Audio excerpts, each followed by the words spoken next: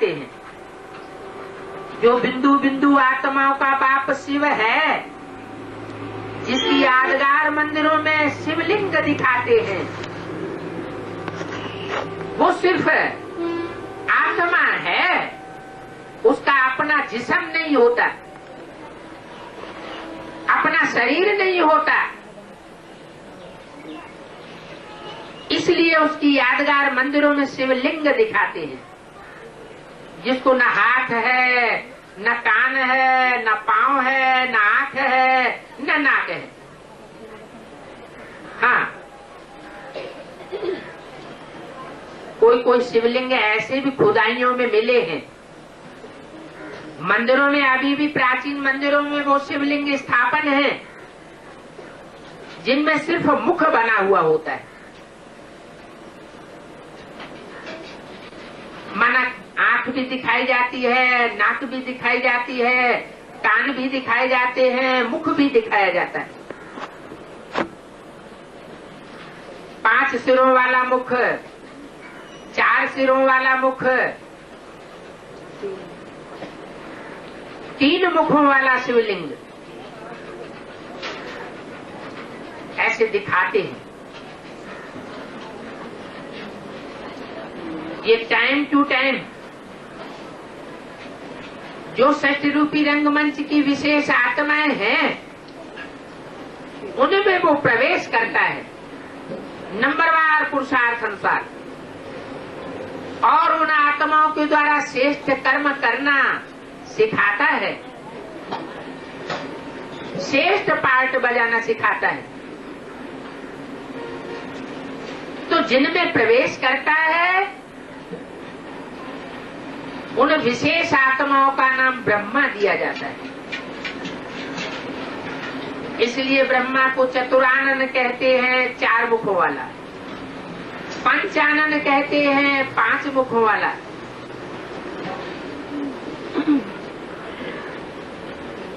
तो कलयुग के अंत में वो रूहानी बाप जब इस सृष्टि पर आता है तो विशेष आत्माओं में प्रवेश करके मुख के द्वारा वाणी चलाता है। पहले वो माँ के रूप में संसार में आता है, जिसका नाम दिया जाता है ब्रह्मा, बड़ी माँ। ब्रह्म माने बड़ी, माँ माने माँ। माने इस षष्ठी रूपी रंगमंच की बड़े से बड़ी माँ, जिससे जास्ती प्यार कोई दे नहीं सकता। उस ब्रह्मा के मुख से जो वाणी उच्चारण की जाती है, उस वेद वाणी का नाम शास्त्रों में दे दिया है मुरली। मुरली माना मीठी तान सुनाने वाली। मीठी से मीठी तान का वाद्य यंत्र कौन सा होता है? मुरली। और वो मीठी वाणी सुना करके इस षष्ठ रूपी रंगमंच की अनेक धर्मों की श्रेष्ठ से श्रेष्ठ पावरफुल आत्माओं को इकट्ठा कर लेता है।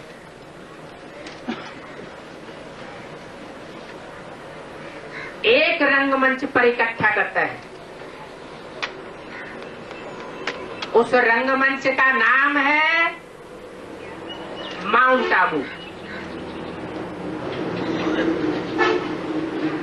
माउंट आबू से ब्रह्मा की वाणी चलती है। वाणी ब्रह्मा की चलती है या ब्रह्मा में शिव की चलती है? किसकी वाणी चलती है? ब्रह्मा के अंदर शिव की सुप्रीम सोल, जो आत्माओं का बाप है, वो आकर के बोलता है। परंतु तन किसका है?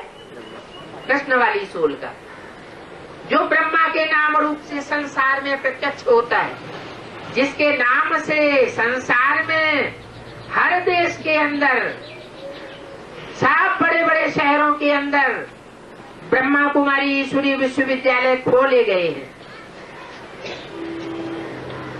लेकिन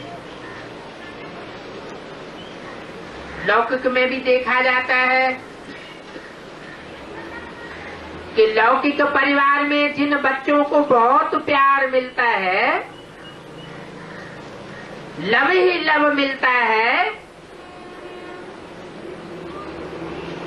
तो वो बैलेंस न होने के कारण ला और लव का वो बच्चे बिगड़ जाते हैं। शास्त्रों में भी दिखाया हुआ है, धृतराष्ट्र और गांधारी ने अति का स्नेह दिया अपने बच्चों को, तो बच्चों का क्या हाल हो गया? जो भी 100 कौरव थे वो सारे के सारे बिगड़ेल हो गए। तो ऐसे ही परमात्मा बाप जो अति का स्नेह देता है माँ के रूप में, एक भी ब्रह्मा कुमार कुमारी ऐसा नहीं होगा। किसी भी ब्रह्मा कुमारी ईश्वरीय विश्वविद्यालय में जाकर के पूछ लें एक एक से, जो उस समय के जीवित हुए बचे हों, उनसे पूछा जाए तो सब यही कहेंगे कि ब्रह्मा बाबा ने हमको जितना प्यार दिया उतना और दुनिया में कोई ने नहीं दिया। कोई 10, 20, 50 सेकंड के लिए ही बाबा से क्यों न मिला हो, पत्थर माल ही क्यों न मिला हो, वो भी यही कहेगा कि बाबा ने हमको जितना प्यार दिया उतने हमारे माँ बाप ने भी नहीं दिया। तो परमात्मा बाप शिव को तो कहते ही हैं, त्वमेव माता च पिता त्वमेव। क्या कहते हैं? तू ही मेरी माता है, तू ही मेरा पिता है। तो जरूर उसने इस सच रूपी रंगमंच पर माता के रूप में स्नेह देने वाली, ज्ञान का दूध देने वाली जो भी माताएं हुई हैं, उन माताओं के बीच में सबसे श्रेष्ठ से श्रेष्ठ पाठ बजाया होगा। किसके द्वारा? ब्रह्मा के द्वारा। वो ब्रह्मा कुमारी ईश्वरीय विश्वविद्यालय अभी भी प्रैक्टिकल में संसार में खुले हुए हैं, परंतु ब्रह्मा ने शरीर छोड़ दिया 69 में। क्यों छोड़ दिया? कि सुप्रीम सोल बाप ने देखा कि 30-33 वर्ष हो चुके, सन 36 से ये कार्य शुरू हुआ, सिंध हैदराबाद से, कलकत्ते से, और अभी तक बच्चों में परिवर्तन नहीं आया, इतना प्यार लेने के बावजूद भी। तो परमात्मा बाप ने अपना वो चोला जिसे ब्रह्मा कहा जाता है वो बदल दिया। ब्रह्मा के चोले को छोड़ करके, जिस ब्रह्मा के लिए शास्त्रों में गायन है, ब्रह्मा द्वारा नई सृष्टि की स्थापना, वो स्थापना का कार्य,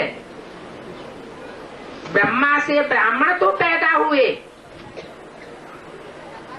लेकिन जो संपन्नता होनी चाहिए थी वो संपन्नता नहीं हुई। क्या संपन्नता? सृष्टि बनानी थी देवताओं की, लेकिन ब्रह्मा से 2 प्रकार के ब्राह्मण पैदा हो गए। रावण, कुंभकर्ण, मेघनाथ जैसे ब्राह्मणों की तादाद बढ़ती चली गई, और गुरु वशिष्ठ और विश्वामित्र जैसे जो पुरुषार्थी ब्राह्मण थे, उनकी तादाद घटती चली गई। जब ऐसी स्थिति सुप्रीम सोल बाप देखते हैं तो ब्रह्मा का चोला छूट जाता है। परमात्मा बाप सुप्रीम सोल, राम वाली सोल में प्रवेश करके उसको शंकर के नाम रूप से संसार में विख्यात करना शुरू करते हैं। राम के बाणों को क्या कहा गया है? वो ज्ञान के बाण छोड़े थे या जहरीले लोहे के बाण छोड़े थे? अरे दुनिया के बड़े बड़े महात्माएं भी हिंसा करना नहीं सिखाते हैं, तो परमात्मा बाप जो महात्माओं से भी बड़ा महात्मा है, महात्माओं का भी बाप है, धर्म पिताओं का भी बाप है, बापों का भी बाप है, गुरुओं का भी गुरु है, वो हिंसा करना कैसे सिखाएगा?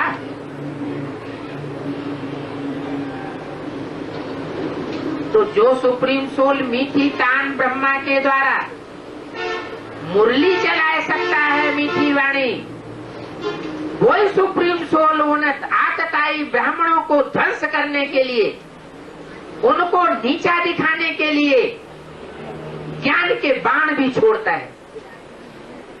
निमित्त किसको बनाता है? राम की सोल को। किस नाम रूप से? शंकर के नाम रूप से।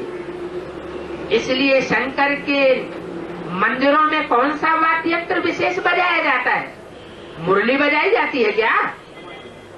मुरली तो वो नाम मात्र की है, लेकिन उसका जब अर्थ निकलता है, जो व्याख्या निकलती है शंकर के नाम रूप से, वो व्याख्या नगाड़े का काम करती है। जैसे बम फटते हैं, ऐसे बम फटने का काम करती है। इसलिए शंकर के नाम रूप के साथ बम बम शब्द का उच्चारण होता है। जब परमात्मा बाप आते हैं तो तीन देवताएं साथ ही आते हैं। तीनों देवताओं का उदय होता है, ब्रह्मा, विष्णु, शंकर। लेकिन ब्रह्मा की मूर्ति संसार के सामने पहले प्रत्यक्ष होती है, ताकि कोई दुनिया में ये न कहे कि भगवान बाप ने आकर के आते ही मारना शुरू कर दिया। इसलिए प्यार से ही पार्ट बजाता है। जब प्यार से काम नहीं चलता तो शंकर के नाम रूप से जो मार मिलती है वो भी ज्ञान की मिलती है। कोई स्थूल एटम बमों की मार नहीं मिलती है। हालांकि जब भगवान बाप आता है तो एटमिक एनर्जी की भी शुरुआत होती है। आज से 60-62 साल पूर्व एटमिक एनर्जी का नाम निशान नहीं था, क्योंकि हर हर बम बम का उद्घोष करने वाला इस सृष्टि पर आया ही नहीं था। जब वो इस सृष्टि पर आ जाता है तो स्थूल रूप में एटमिक एनर्जी का भी निर्माण शुरू हो जाता है। लेकिन उस स्थूल रूप में बनाई हुई एटमिक एनर्जी का कनेक्शन जो परमात्मा बाप सृष्टि आकर के ब्राह्मणों की रचता है, उससे सीधा कोई कनेक्शन नहीं है। वो तो आकर के ज्ञान के बम, परमात्मा सर्वव्यापी नहीं है। हर धर्म में मान्यता हो गई कि वो जर्रे जर्रे में व्याप्त है, कण कण में व्यापक है। परमात्मा बाप आकर बताते हैं कि मैं सर्वव्यापी नहीं हूं। ये एक बम छोड़ा। दूसरा बम क्या छोड़ा? सारी दुनिया में गीता की ढेर प्रतियां, ढेर व्याख्याएं और ढेर अनुवाद हर भाषा में हुए पड़े, और उस गीता में लोग समझते हैं कि गीता का भगवान कृष्ण था। भगवान बाप आकर के क्लियर करते हैं, मैं सिर्फ कृष्ण के व्यक्तित्व में कलयुग के अंत में आकर के प्रवेश करता हूं, साधारण चोले में। कृष्ण की सोल 84 के चक्र में आने के बाद जो साधारण मनुष्य तन का पार्ट बजाती है, उस तन में मैं प्रवेश करके पार्ट बजाता हूं, पार्ट मैं बजाता हूं, लेकिन तन कृष्ण वाली सोल का है। इसलिए लोग इन स्थूल आंखों से स्थूल देहधारी को देखते हैं, तो लगाव उसमें लगा हुआ होने के कारण उसे ही भगवान समझ लेते हैं। वास्तव में मनुष्य तो भगवान होता ही नहीं। भगवान को तो निराकार, निरहंकारी, निर्विकारी, परम ब्रह्म परमेश्वर कहा जाता है।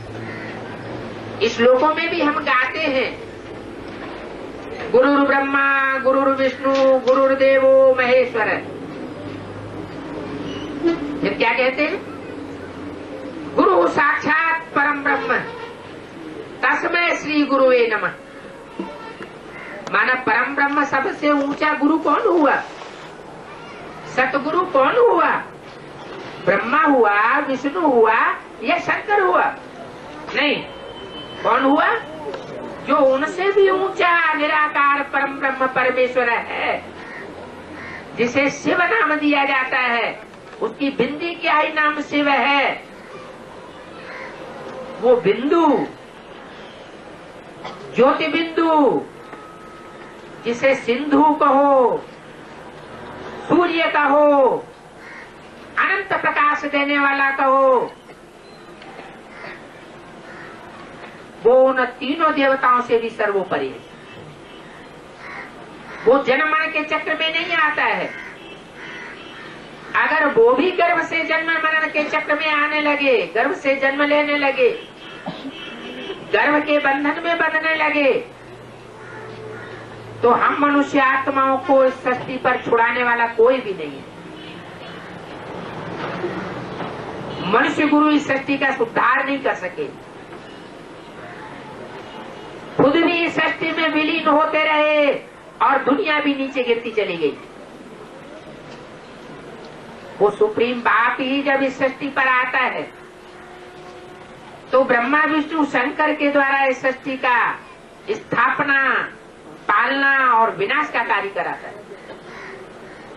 तो ब्रह्मा के द्वारा पहले प्रत्यक्ष होता है प्यार की मूर्ति के रूप में, कृष्ण की मुरली के रूप में। तो लोग समझते हैं कि कृष्ण ही गीता का भगवान है, लेकिन कृष्ण गीता का भगवान यहाँ साबित नहीं होता। वास्तव में गीता का भगवान कौन साबित हुआ? निराकार परम ब्रह्म परमेश्वर या साकार श्री कृष्ण? कौन कार्य करता है? निराकार ज्योति बिंदु शिव, जिसकी मूर्ति नहीं बनाई जाती हाथ पांव वाली, उस बिंदु का